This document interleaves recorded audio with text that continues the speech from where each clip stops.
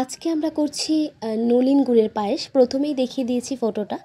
এবার নিয়ে নিচ্ছি আমরা 1 লিটার মতন দুধ। 1 লিটার দুধ নিচ্ছি, তার সাথে নিচ্ছি অল্প কিছু কাজু কিশমিশ, নিয়েছি দুটো হরলিক্সের পাতা 5 টাকা দামের, দুটো 10 টাকা দামের আমুল দুধের প্যাকেট।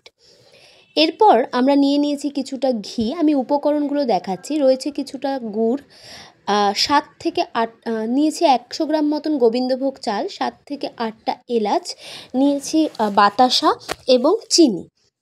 এবার আমরা গ্যাসের ফ্লেমটি লো করে ছোট্ট একটি হাঁড়ি বসিয়ে নিয়েছি। তো তার মধ্যে আমরা দিয়ে দেব কিছুটা 1 টেবিল স্পুন মতন ঘি আমরা ইউজ করেছি।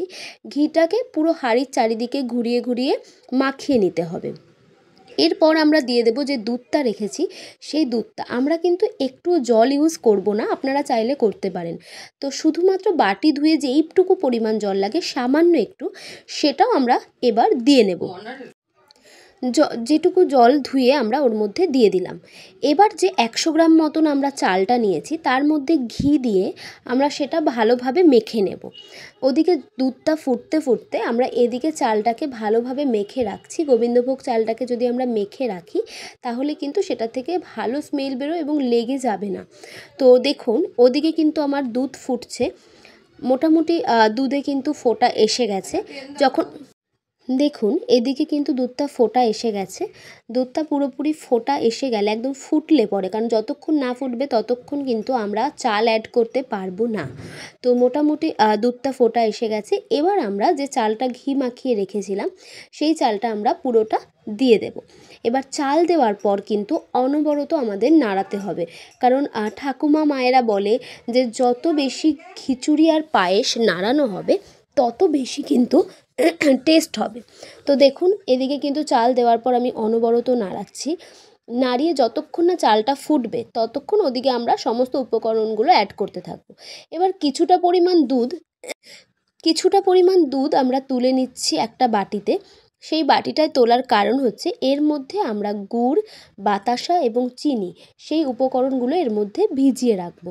কারণ একবারে যদি আমরা হাঁড়িতে অ্যাড করি, কারণ গুড় দেওয়ার পর কিন্তু বেশিক্ষণ ফ্লেম অন করে রাখা যায় না, তাহলে কিন্তু দুধ কেটে যাওয়ার সম্ভাবনা থাকে। তাই আমরা কিছুটা দুধ আগে থেকে তুলে নিয়ে তার মধ্যে আমরা গুড়, বাতাসা এবং চিনি এক এক করে উপকরণগুলো দিয়ে গলিয়ে নিচ্ছি। দেখুন আমি গুড় দিয়ে দিলাম, এবার দিয়ে দিচ্ছি বাতাসা এবং চিনি। যতক্ষণ পর্যন্ত না এটা গলছে ততক্ষণ এটা ভিজিয়ে রাখতে হবে। আমি প্রথমে এভাবে দিলেও পরে আমি গুড়টা ভেঙে দিয়েছি, কারণ গুড়টা এভাবে গলছিল না, অনেকটা একটা বড় দলা তো সেটা আমরা ভালোভাবে ভেঙে দিয়েছি। ভেঙে দেওয়ার পর দেখুন মোটামুটি কিন্তু আমাদের পুরো জিনিসটা গলে যাচ্ছে। তো আমি ঠিক যেভাবে বলছি সেভাবে স্টেপ বাই স্টেপ কিন্তু আপনারা করবেন। এতটা এক্সপ্লেন করে বলার কারণ হচ্ছে এভাবে করলে নিশ্চয়ই আপনাদের পায়েস কিন্তু একদম প্রপার নলেন গুড়ের যেমন পায়েস হয় তেমনটাই হবে। যারা নতুন কখনো করেননি একবার কিন্তু এটা দেখে করতে পারেন। দেখুন আমি কিন্তু ভিজিয়ে রেখেছিলাম, প্রায় গলে গেছে। আমি হাতা দিয়ে তুলেও একটু ভালোভাবে দেখিয়ে দিচ্ছি। পুরোটা গলেনি, কিছু রয়ে গেছে, কিন্তু সেটাও গলে যাবে। এই দেখুন মোটামুটি কিন্তু অলমোস্ট গলে গেছে। এবার আমরা কিন্তু ওদিকে যে দুধটা যে রয়েছে ওদিকটা আমরা দেখব যে চালটা ফুটে গেল নাকি, কারণ চালটা ফুটে যাওয়ার পর আমাদের এটা কিন্তু ওর মধ্যে অ্যাড করতে হবে। দেখুন এখনও অবধি কিছুটা হবে, এখনও কমপ্লিট হয়নি, এখনও কিছুটা হবে। এদিকে আমরা এটা হতে হতে আমরা একটু খিচুড়ি করে নিয়েছিলাম। খিচুড়িটা আরেকদিন আপনাদের দেখাবো। আমরা একটু সমস্ত সবজি দিয়ে, শীতের সবজি দিয়ে খিচুড়ি করেছিলাম। সেই খিচুড়িটা আমার ছেলে এবং আমরা একটু করে খেয়ে নিচ্ছিলাম। তার কারণ হচ্ছে খিদে পেয়ে গেছিলো, অনেকটা রাত হয়ে গেছিলো, কারণ রাত অফিস থেকে এসে অনেক লেট করে করা। এবার দেখুন দুধটা ফুটে এসেছে। আমরা এর মধ্যে এবার হরলিক্সের যে দুটো প্যাকেট অ্যাড করব, যে 5 টাকা দামের দুটো প্যাকেট কিনেছিলাম পুরোটাই কিন্তু আমরা এর মধ্যে দিয়ে দিয়েছি। সামান্য নুন দিয়ে দিতে হবে, সামান্য একটু নুন দিয়ে দিতে হবে, দিয়ে দিতে হবে কাজু কিশমিশ এবং এলাচ। যে এলাচ নিয়েছিলাম 4টে ফাটিয়ে রেখে এলাচ দিয়ে দিচ্ছি। এবার এই সময় কিন্তু হাত থেকে সরানো যাবে না, অনবরত নাড়িয়ে যেতে হবে, কারণ দেখুন দুধ কিন্তু অনেকটা ঘন হয়ে গেছে, চাল কিন্তু ফুটে গেছে।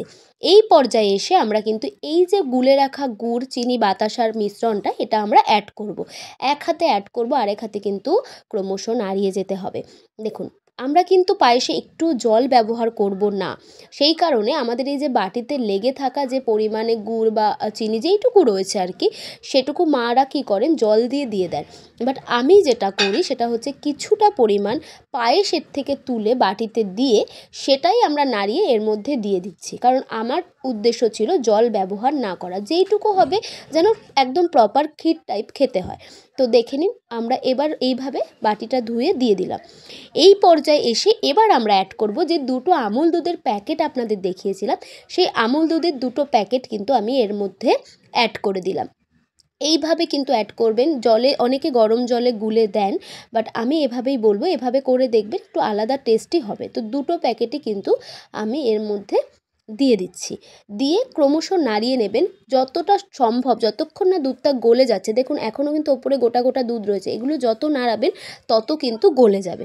এবার দেখুন আমাদের কিন্তু পায়েস অলমোস্ট কমপ্লিট হয়ে গেছে, আর কিন্তু আমাদের বাকি নেই। দেখুন কেমন চালটা সেদ্ধ হয়েছে আর কত সুন্দর হয়েছে, যতটা ঘন লাগছিল। এবার দেখুন আমাদের কিন্তু একটু পাতলা হয়ে গেছে, কারণ গুড় আর সমস্ত মিশ্রণ দেওয়ার পর কিন্তু সমস্তটাই পাতলা হয়ে যাবে। এবার আমি নামিয়ে দেখিয়ে দিচ্ছি, একটা বাটিতে ঢেলেছি। আমার ছেলেকেই প্রথম দেওয়া হয়, তো আমি কালারটা দেখিয়ে দিলাম, এই রকমই কালার আসবে আর এরকম সুন্দরই কিন্তু হবে। দেখে নিন কত সুন্দর হয়েছে আমাদের পায়েসটা। আপনারাও এভাবে কিন্তু করে দেখতে পারেন। শীতের শুরুতে নলেন গুড়ের পায়েস সত্যিই একটা অসম্ভব সুন্দর একটা খাবার। আমি ঢেলে দেখিয়ে দিলাম। যদি ভালো লাগে লাইক, কমেন্টস এবং সাবস্ক্রাইব করে দেবেন আমার ইউটিউব চ্যানেলে। ধন্যবাদ।